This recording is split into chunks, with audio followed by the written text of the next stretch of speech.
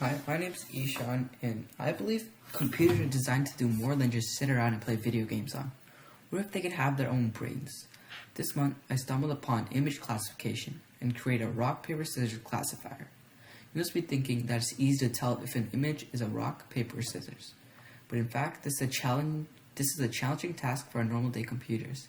It takes a long and tedious process of classifying over 2,000 images to train the neural network. So what are neural networks?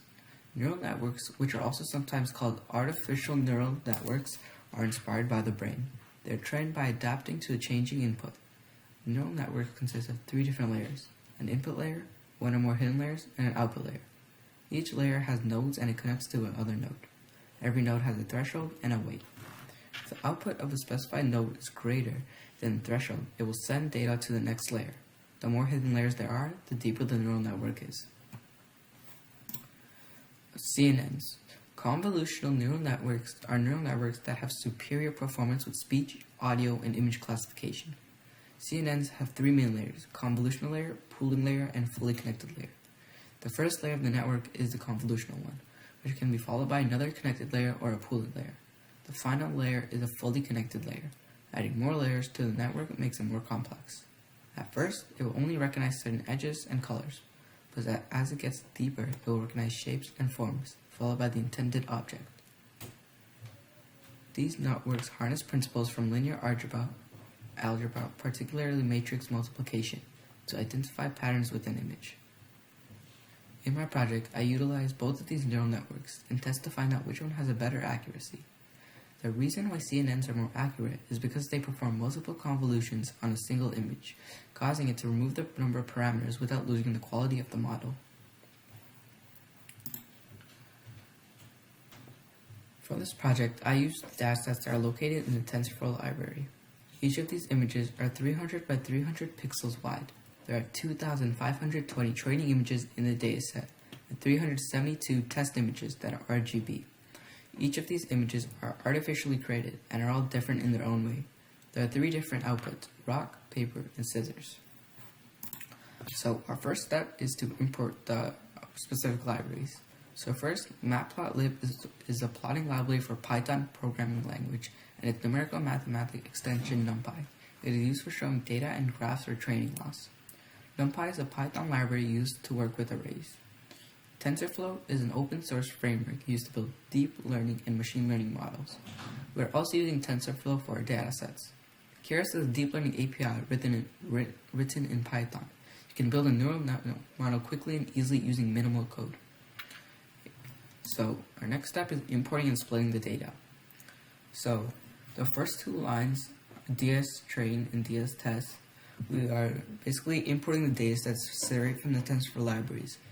And it's basically splitting it into test images and train images. So the next 4 lines of code,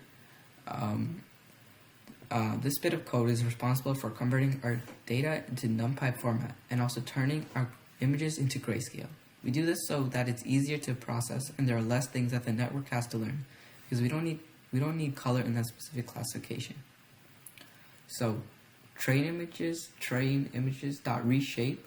So basically those 2 lines, we are reshaping the images because for convolutional neural networks, it requires a number at the end. So it's telling us that it's in grayscale. So following the last 4 lines, we are normalizing the data values between 0 and 1. You don't have to do this step, but it will increase the accuracy of the model and make it run faster. So next is building the model. Okay, this model is a convolutional neural network. Keras.layers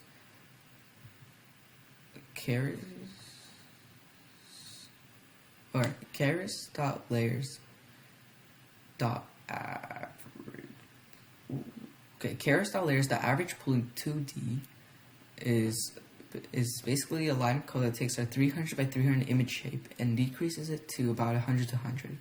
This decreases the quality, but we don't need quality for a rock, paper, scissors classifier. So this would also make it a lot more accurate because there's a lot more data to take in. The first parameter is how many different smaller grids we're going to pass on top of our images. So that is for keras.layers.com 2D. And for this one, we're going to pass it 64 times. The second parameter is how big our grid is, and it's 3 by 3. The last parameter is the activation function, in which we will be using ReLU. So keras.layers.flatten. The keras_flatten function turns our tensors into one dimension, which makes it easier for the data to pass through the nodes. And keras.layers.dense, that is our output layer. It has 3 outputs: rock, paper, scissors. Finally, we need to predict the images.